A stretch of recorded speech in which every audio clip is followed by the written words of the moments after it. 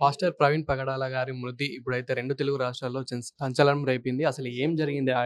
Accident వెనకాల చాలా incident అయితే ఉందని అంటున్నారు. అసలు ఏం జరిగిందనేదైతే తెలుసుకుందాం. ప్రస్తుతం మనతో పాటైతే జాన్ విస్లీ గారైతే ఉన్నారు. నమస్తే అండి. నమస్తే. సార్ అసలు ఈ పాస్టర్ ప్రవీణ్ గారి వెనకాల అసలు ఏం జరిగిందనుకుంటున్నారు? అసలు ఇది యాక్సిడెంటేనా? ఎందుకంటే దీని వెనకాల చాలా అనుమానాస్పదాలున్నాయి. అదే విధంగా ఇప్పుడైతే ఎంక్వైరీ అయితే చేపడుతున్నారు. అసలు ఏం జరిగిందనుకుంటున్నారు? పగడాల ప్రవీణ్ గారు ఆయన ప్రజా సేవకుడుగా, పాస్టర్‌గా అలాగే అనేక ఆలోచనలను, భావాలని చర్చించేటటువంటి టీవీల్లో, డిబేట్స్‌లో కూడా చర్చించేటటువంటి మేధావిగా కూడా ఉన్నారు. అట్లాగే అనేక సేవా కార్యక్రమాలు రోడ్డు మీద ఎవరైనా వెళ్తున్నప్పుడు అనాథలు ఉంటే వాళ్ళను పట్టించుకొని, వాళ్ళని తీసుకెళ్ళి వాళ్ళకు ఆశ్రయం ఇచ్చి ఆదుకునేటటువంటి చర్యలు, ఇలాంటి మనస్తత్వం కలిగినటువంటి వ్యక్తి ఆయన. అట్లాగే భావాల విషయంలో చాలా లోతుగా ఆలోచనలు, అభిప్రాయాలు కలిగి ఉండి తన అభిప్రాయాల్ని గట్టిగా, స్పష్టంగా, ధైర్యంగా చెప్పగలిగినటువంటి వ్యక్తి. ఇలాంటి నేపథ్యంలో ఆయన మతవాదానికి వ్యతిరేకంగా ఈ మధ్యకాలంలో చాలా విషయాల్లో డిబేట్ చేశాడు. అటువంటి సందర్భంలో ఆయనను చంపుతామని, నాలుక కోసేస్తామని, తల పగలగొడతామని, ఇటువంటివి అనేక రకాలుగా బెదిరింపులు ఆయనకంతా కూడా వస్తూ ఉన్నాయి. ఇప్పుడు జరిగినటువంటి ఘటన కూడా చూస్తే అక్కడ హెల్మెట్ ఉండగానే తల పగిలిందని, అట్లాగే యాక్సిడెంట్ జరిగితే మోటార్ సైకిల్ కింద పడడం కాకుండా మోటార్ సైకిల్ ఓ సైడ్, ఆయన ఓ సైడ్ పడాలా, కానీ దాని మీదనే పడ్డట్టుగా ఉందని, మోటార్ సైకిల్ నడుపుతున్నటువంటి క్రమంలో కూడా ఆయనను ఎవరో వెంటాడినట్టుగా, వెనక దాడి జరిగినట్టుగా ఆ అనుమానాలు వ్యక్తమవుతున్నాయని, అది యాక్సిడెంట్ కంటే ముందే అక్కడ ఉండేటటువంటి కర్రలు, వాటికి రక్తపు మరకలు ఉన్నాయని, ఇలాంటి విషయాలన్నీ కూడా ఉన్నాయి. కోవూరు దగ్గర గేటు దాటిన తర్వాత వరకు సీసీ ఫుటేజ్ ఉంది, తర్వాత లేదు. దాని పైన కూడా అనుమానాలు వ్యక్తమవుతున్నాయి. ఈ నేపథ్యంలో ఆయన మీద దాడి జరిగిందని, కాన్షియస్‌గా హత్య జరిగిందని చెప్పి మొత్తం ప్రజల్లో ఆందోళన ఉంది. కానీ అట్లా కాదు, యాక్సిడెంటే జరిగింది అనేటటువంటి పద్ధతిలో మరోవైపు చర్చ జరుగుతుంది. అంటే ఇక్కడ మీరు గూడా యాక్సిడెంట్ కాదు, ఇది ఒక ఇన్సిడెంట్ అని మీరు గూడా అనుకుంటున్నారా? అనుకోవడం లేదు. ఇటువంటి పద్ధతుల్లో హత్యలు చేయడం, ఇలాంటి ఘటనలకు పాల్పడడం అనేది మనవాదుల యొక్క అలవాటది. కాబట్టి అటువంటి అవకాశం కూడా దీంట్లో ఉంది కాబట్టి ఆ కోణంలో విచారణ జరపాలని చెప్పి 2 రాష్ట్ర ప్రభుత్వాలని నేను డిమాండ్ చేస్తున్నాను. అంటే మీకు తెలిసినంత వరకి ప్రవీణ్ గారు ఎలా ఉండేవారు? అంటే గతంలో మాకన్నా ఎక్కువ మీకు అప్పుడప్పుడు కలుస్తూ ఉంటారు గాబట్టి నార్మల్‌గా అతను బిహేవియర్ గాని, అతను మాట్లాడే మాటలు గానివ్వండి, అండ్ మతాల గురించి గాని, కులాల గురించి గాని ఎలా మాట్లాడేవారు? ఆయన మత భావాల్ని కానీ, ప్రజాస్వామిక భావాల దృష్టితో చూసేటటువంటి వ్యక్తి. కుల వ్యవస్థను చాలా తీవ్రంగా వ్యతిరేకించినటువంటి వ్యక్తి.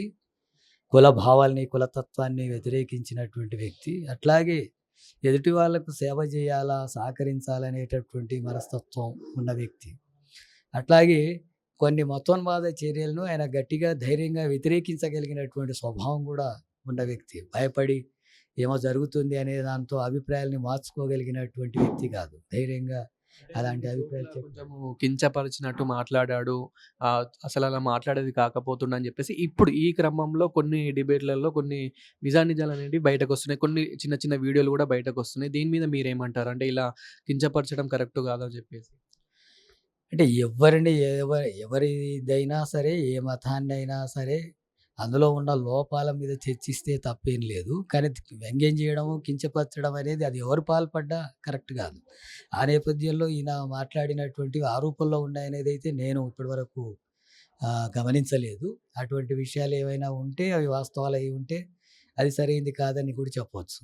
కానీ అలాంటి నేపథ్యం, అటువంటి పరిస్థితి అయితే నేను గమనించలేదు. అంటే ఇక్కడ ఇంకొకటి చాలా అనుమానం వ్యక్తమవుతుంది ఏంటంటే ప్రవీణ్ గారికి చాలా ఇంతకుముందు బెదిరింపు కాల్స్ గూడా వచ్చాయి. సో, గతంలో చాలామంది బెదిరించారు అని జెప్పేసి ఇట్లా ఇప్పుడు చాలా వైరల్ అవుతున్నాయి. అసలు ఇంతకీ అతనికి శత్రుత్వం ఎవరి నుంచి ఎక్కువ ఉంది అని మీరు అనుకుంటున్నారు?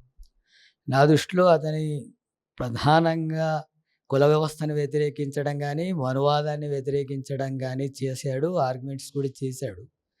ఆర్గ్యుమెంట్స్ చేసినటువంటి నేపథ్యంలో ఇది మనువాదానికి సంబంధించినటువంటి వ్యక్తులే, అటువంటి శక్తులే ఇలాంటి చర్యలకు పాల్పడే అవకాశం ఉంది. మతోన్మాద రాజకీయాలను రెచ్చగొట్టేటటువంటి ధోరణి ఇప్పుడు రాష్ట్రంలో పెరుగుతుంది. మత సామరస్యం కాకుండా మతాల మధ్య విద్వేషాలు రెచ్చగొట్టి, ఘర్షణలు సృష్టించి, రాజకీయ లబ్ధి పొందాలనేటటువంటి రాజకీయ విధానాలు ప్రస్తుతం మన రాష్ట్రంలో కూడా పెరుగుతున్నాయి. ఇది దేశవ్యాప్తంగా బీజేపీ పెంచి పోషిస్తుంది, ఆర్ఎస్ఎస్ పెంచి పోషిస్తుంది. అనేక సంస్థలు దానికి అనుగుణంగా పనిచేస్తున్నటువంటి పరిస్థితులు ఉన్నాయి. అందుకని ఆ రూపంలో అనుమానాలు వ్యక్తమవుతున్న పరిస్థితి కూడా ఉంది. సో పోస్ట్‌మార్టం రిపోర్ట్‌లు గూడా ఇప్పటికి రాలేదు. ఇప్పటికి గూడా చాలా ఇవి నెగ్లెక్ట్ జేస్తున్నారు. చాలా డిలే జేస్తున్నారు. అండ్ అదే విధంగా ఇంకా కొన్ని గూడా పోలీసులు ఇంకా లేట్ జేస్తున్నారని జెప్పేసి గూడా మాట్లాడుతూ ఉన్నారు. క్రైస్తవులు గూడా దీని మీద గట్టి చర్యలు తీసుకోవాలి. సీబీఐకి అప్పజెప్పాలి అని జెప్పేసి గూడా ఇలా మాట్లాడుతూ ఉన్నారు. దీని మీద మీరేమంటారు? సిబిఐ అనేది కూడా ఇప్పుడేమి అది కూడా కొద్దిమంది చేతుల్లో ఉండేటటువంటి సంస్థగా ఉంది. అది నిష్పక్షపాతంగా విచారణ జరుపుతుందని కూడా చెప్పలేము. అట్లాగే ఆంధ్రప్రదేశ్‌లో ఉన్నటువంటి గవర్నమెంటు బీజేపీతో సానుకూలంగా ఉండేటటువంటి వైఖరితో కొనసాగుతుంది. ఈ నేపథ్యంలో కూడా అనుమానాలు వ్యక్తమవుతున్న పరిస్థితి ఉంది. అదేదైనా మనువాదులు ఇలాంటి చర్యలకు పాల్పడి ఉంటే వాళ్ళు ఆ విషయాన్ని కప్పిపెట్టే అవకాశం ఉందనే అభిప్రాయాలు కూడా వ్యక్తమవుతున్నాయి. అందుకని సిట్టింగ్ జడ్జితో పూర్తిగా దీన్ని విచారణ జరిపించి జరపాలా. అట్లాగే పోస్ట్‌మార్టం రిపోర్ట్‌ను కూడా వీడియోస్ తీసి రికార్డ్స్ చేయాల్సినటువంటి అవసరం ఉంది. వాటిని జాప్యం చేస్తే కొన్ని ఆధారాలు దెబ్బతినే అవకాశం ఉంది. దొరకకుండా పోయే అవకాశం ఉంది. కాబట్టి ఈ విషయాలన్నిటి మీద కూడా అవసరమైనటువంటి నేపథ్యంలో బాధితులు సుప్రీంకోర్టు డైరెక్షన్‌ను ఆ సహకారాన్ని కూడా తీసుకుంటే ఎక్కువ ఉపయోగంగా ఉండే అవకాశం ఉంది. సో ప్రతి కుటుంబంలో గొడవలనేటివి సహజం. ఇట్లా అన్నదమ్ముల మధ్యలో గానివ్వండి, ఇలా గొడవలనేటివి సహజం. సో ప్రవీణ్ గారి కుటుంబంలో ఇలాంటి గొడవలేమైనా ఉన్నాయా? ప్రవీణ్ గారి కుటుంబంలోనే శత్రువులు ఎవరైనా ఉన్నారా? అలాంటి పరిస్థితి ఇప్పుడు వరకు ఎప్పుడు వినలేదు. వాళ్ళంతా కూడా కలిసే ఉండే సేవా కార్యక్రమాలు చేస్తున్నారు. అట్లాగే సమాజంలో కొంతమందికి సహాయపడే చర్యలు కూడా చేస్తున్నారనేదే విన్నాం. కుటుంబ సమస్యలుంటే ఇప్పటికే అర్థమైపోయి ఉండేవి, బహిర్గతం అయి ఉండేవి. ఎందుకు జరిగిందనే విషయాలు చర్చకొచ్చి ఉండేవి. ఆ నేపథ్యంలో ఇటువంటి ఘటన జరిగే అవకాశం లేదు. ఆహ్, ఫైనల్‌గా ప్రభుత్వం గురించి ఏం జెప్తారు? ఈ సంఘటన గురించి ఏం జెప్తారు? 2 రాష్ట్ర ప్రభుత్వాల పరిధిలో ఈ ఇష్యూస్ ఉన్నాయి. ఆయన నివాసం ఉండేది ఇక్కడ, కానీ చనిపోయిందేమో ఆంధ్రాలో. కాబట్టి అక్కడ హత్యకు సంబంధించినటువంటి ఘటనల మీద చంద్రబాబు నాయుడు ప్రభుత్వం కూడా సిన్సియర్‌గా వాటి వాస్తవాలను బయటకు తీసి నిందితుల్ని కఠినంగా శిక్షించేటట్టుగా చర్యలు తీసుకోవాలా.